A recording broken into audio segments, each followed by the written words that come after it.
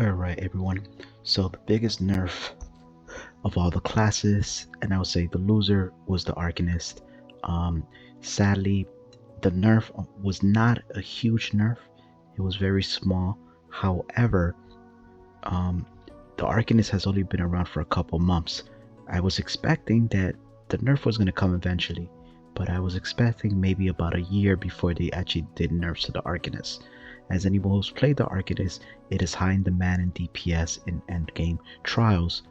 Um, because of this, everyone's rocking the Arcanist. Pretty much extinct most of the heavy attack Sorks, at least in endgame. While Sorks, heavy attack Sorks still work in other content, can still be used. I mean, Arcanist is just the easy way to go. It's an easy build, and it's just overpowered right now with the damage it does with his laser. So the first thing is the Fatecarver. The Fatecarver was reduced to damage done by its ability, and it's morphed by -7% per tick. Not a huge nerf. We're talking about minimum K damage, but it's still a nerf in itself compared to all the other buffs the other classes had. Pragmatic Fatecarver morph reduced the potency of damage shield this morphs offered by -16%. They fixed an issue where the shield did not have max limit to other shields. The shield is now limited to 50% of your max health. This is probably the biggest nerf besides the damage. The damage wasn't too bad, you could get around it.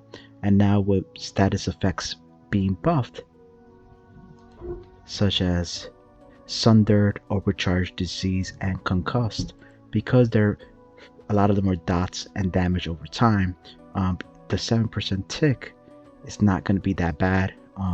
If anything, it's going to be easy for anyone hitting over 100k. It probably will affect someone who may be trying to get the maximized damage of 136, 130, maybe 125, and not even, we're only talking about a couple K damage reduction, not a deal breaker. However, for most DPS who are very hardcore meta driven, it may bother them a little bit. As anybody knows, our parsing with the Arcanist is very forgivable. You can literally reach 100k and be terrible at parsing, long as you get the rhythm to it. If anything, the worst nerf was probably the shield that the laser gives. Pragmatic Fatecarver, there are two morphs. One gives pure damage, the other one gives very good damage, but also gives a shield. And that shield, they fixed it because the shield was so ridiculous. I mean, it got to a point where you didn't even have to use a heal or any other shields. You can just stay alive just by doing damage. Many people will be like, oh, but the other morph gives you more damage. Yeah, sure, on the parse, but in game content, it'd be foolish to not have the morph with the shield that's going to make you survive, not have a heal, and also you're only losing out about 1k damage. So it'll be foolish not to use the skill, which many people, once they realize, have been using in end game. So that's probably where it hits hard, where literally now you probably have to use some type of buffer or resource type of skill to maintain that shield. But we'll see. I mean, I don't think it's gonna be a huge deal, but it will affect a little bit.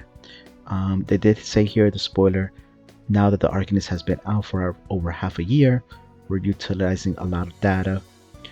We're seen to make cautious judgments to the class. Our goals here are to slightly peel back the ease of damage production the class has, in hopes to slightly more complex rotation, regaining damage, cleaning up some more power disparity, and oversight with Pragmatic being a little too defensive powerful. And that's pretty much what I'm talking about. It was defensive powerful. People were literally having no heals, no other skills, just pure damage, because the laser itself gave you a shield. So, and it was going beyond the rules of the Elder Scroll, where there are certain rules where, hey, your shield's limit depending on certain ability percentage of your health. That was going way more. It was probably like 100% that it was just overcoming it. And like they said, not following typical damage shield behaviors. Then other little things to look at, the imperfect ring, which is very good skill to have on the Arcanist, increase the radius of the ability in the fulminated room more to 6 meters, up from 5. It used to be 5, now it's 6, so that's actually better. The room brooks energy for more versions of this ability is now also 6 meters, up from 5. So much better. They also have the room displacement, up to 10 meters from 8.